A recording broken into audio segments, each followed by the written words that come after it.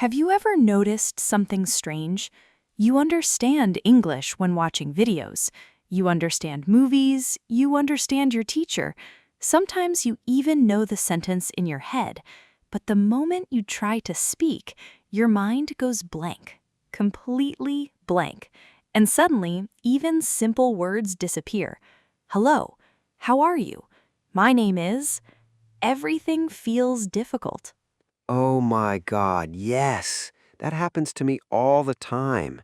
Sometimes I practice alone perfectly, but when a real person talks to me in English, it feels like my brain shuts down. And then what happens next? I panic. I start thinking too much. I become nervous. I forget vocabulary I already know. And honestly, I feel stupid. Can I tell you something important? You are not stupid, and your English is probably not the real problem. Then what is the problem? Fear, pressure, overthinking, and the feeling that you must speak perfectly. That's what freezes your mind, not English. Wow, I never thought about it like that. And if this happens to you too, honestly, write yes in the comments because so many English learners secretly feel this pain every single day, but most people never talk about it. Can I tell you something embarrassing? Of course. Last year, I joined an online English speaking room. I was so excited. I practiced for 2 hours before joining. I prepared introductions, I prepared questions, I even practiced smiling confidently. That actually sounds adorable. Wait, the worst part is coming. So when I joined, one person said, "Hey, Omar, where are you from?" And suddenly, nothing. My brain became empty. Empty. I knew the answer. I say my country name every day. But at that moment, I forgot everything. That feeling is painful. My heart started beating fast. Everybody was waiting. Then I said, yes, I am from human. From human? Yes. And then everybody laughed. Not in a mean way, but I felt so embarrassed. After that, I left the call. And honestly, I didn't practice speaking again for almost 2 months. See? This is deeper than grammar. Most learners think, I need more vocabulary, I need perfect grammar, I need fluency. But sometimes the real problem is emotional safety. Your brain becomes afraid, and when the brain feels fear, it blocks language. That makes so much sense, because when I'm relaxed alone, I can speak better. Exactly. Your English level changes depending on your emotions. That's why some days you feel fluent, and other days you feel like a beginner again. Wait, that happens to other people too? To almost everyone, even advanced speakers sometimes freeze. Even native speakers forget words. But learners think if I make mistakes, people will judge me, and that thought creates pressure. Can I explain something very important?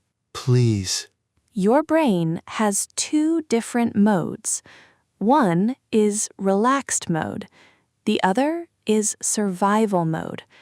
When you are calm, your brain can remember words easily. But when you become nervous, your brain enters survival mode. And survival mode says, forget grammar, forget vocabulary, just survive. Wow. So my brain thinks English is danger? Sometimes, yes, especially if you experienced embarrassment before. Your brain remembers emotional pain. That's why one bad speaking experience can affect confidence for months.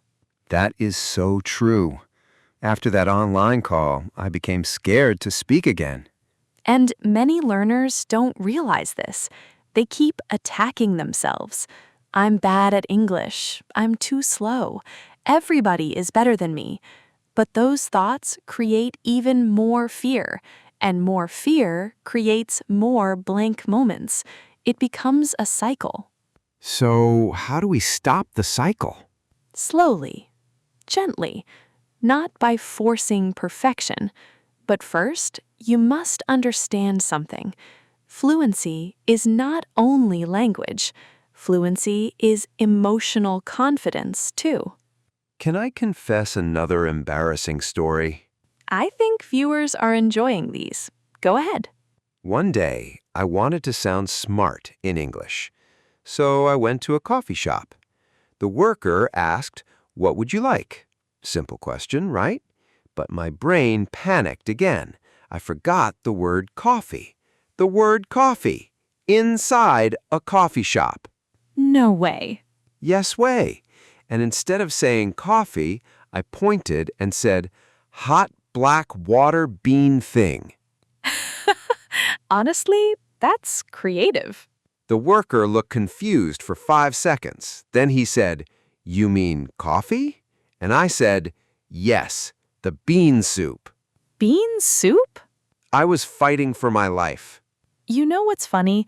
Almost every learner has moments like this, and years later, those moments become beautiful memories. But in the moment, they feel painful. Exactly. At that time, I wanted to disappear. Because you cared too much about sounding perfect. But language is communication, not performance. And honestly, people usually remember confidence and kindness more than grammar. I think comparison also hurts confidence. Absolutely. Social media made this worse. You see people speaking perfect English online, perfect accent, perfect confidence, perfect grammar. And then you think, why can't I speak like that? Yes. Meanwhile, I'm forgetting the word chair. But listen carefully. You are comparing your beginning to somebody else's middle or even their 10th year. That's unfair.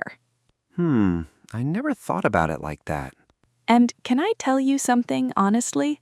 Many fluent speakers were once terrified beginners too. They also froze.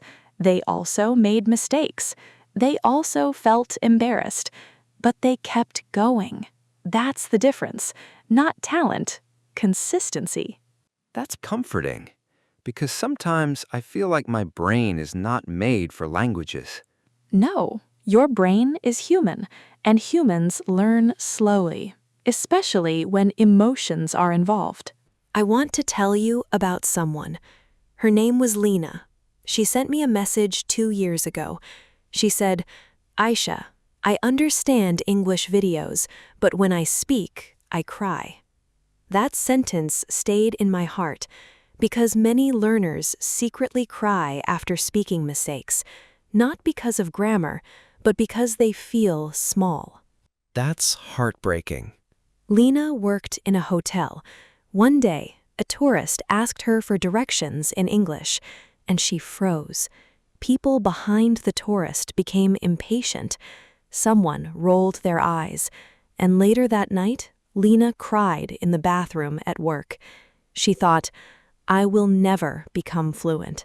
That pain feels so real. But listen to this. Instead of quitting, Lena changed one thing. She stopped trying to sound perfect and started focusing on simple communication. Very simple.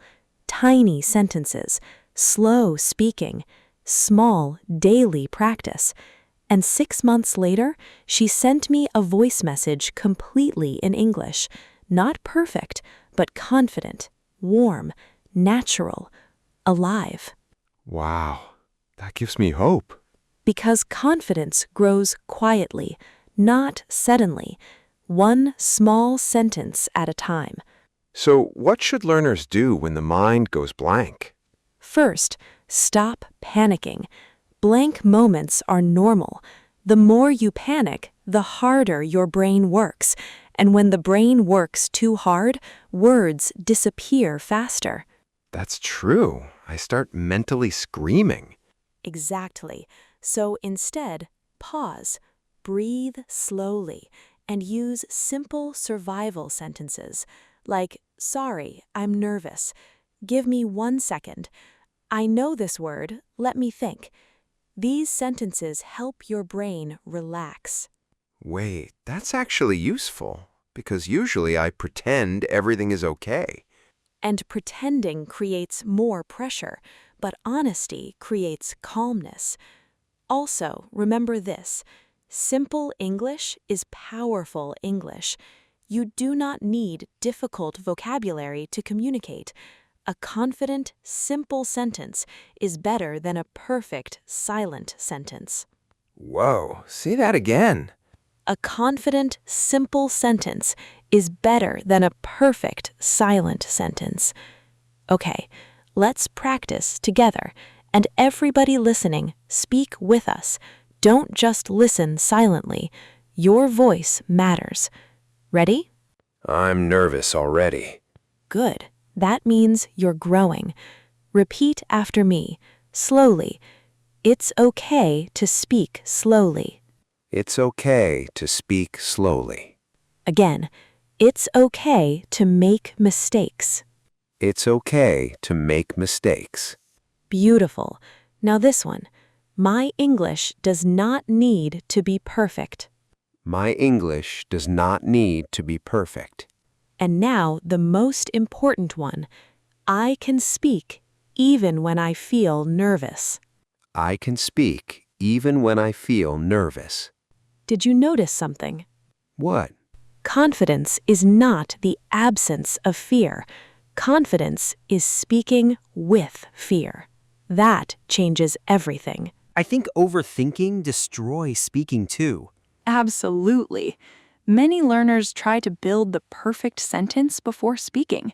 They think about grammar, tenses, vocabulary, pronunciation, accent, mistakes, all at the same time. That's impossible. Even native speakers don't think that much while talking. So what should we focus on? Meaning, connection, communication, not perfection. Can I give you an example? Yes. Imagine two people. Person one says, "Yesterday I go market and buy fruit." Grammar mistake, right? But communication is clear. Now person two says nothing because they fear mistakes. Who communicated better? The first person. Exactly. Mistakes do not destroy communication. Silence does. Can I tell you something personal? Always. Years ago, I met an old man learning English. He was around 65, very shy, very quiet. And one day I asked him, "Why do you want to learn English now?" Do you know what he said? What?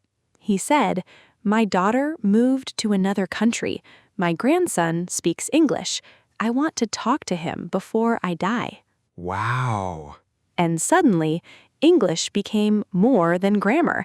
It became love, connection, family, life.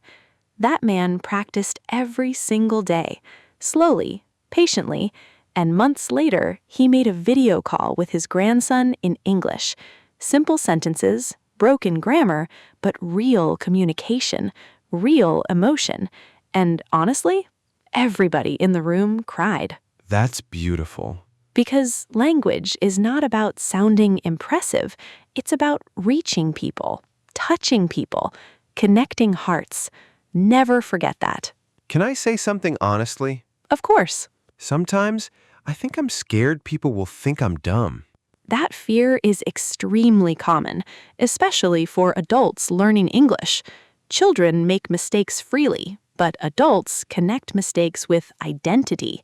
They think, if my English is bad, maybe I look unintelligent. But language level is not intelligence. There are brilliant people all over the world who struggle with English, and there are fluent people who are not emotionally intelligent at all. English is just a skill, not your worth. I think many people needed to hear that. And if you relate to this, seriously, write "I will keep going" in the comments. Sometimes one small comment creates courage for another learner reading silently. So, how can someone become more comfortable speaking? Tiny daily speaking moments, not giant pressure. For example, talk to yourself for 2 minutes. Describe your room. Describe your day. Repeat movie lines. Shadow YouTube videos. Record voice notes. And most importantly, stop waiting to feel ready, because readiness comes after practice, not before. That's true. I keep waiting for confidence before speaking. And many learners stay stuck there for years, waiting, thinking, planning. But fluency grows through imperfect action, not perfect preparation. Can I tell you what I truly believe? Tell me. I think many English learners are too hard on themselves. Too much pressure, too much shame, too much comparison. But learning a language is already brave. You are training your brain to think differently, to communicate differently, to express emotions differently. That takes courage, real courage.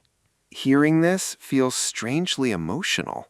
Because maybe, for the first time, you realize you are not failing.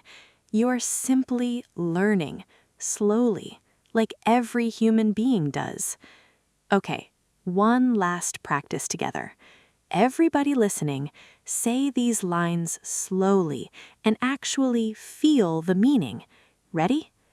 I do not need perfect English to speak. I do not need perfect English to speak. My mistakes are part of learning. My mistakes are part of learning.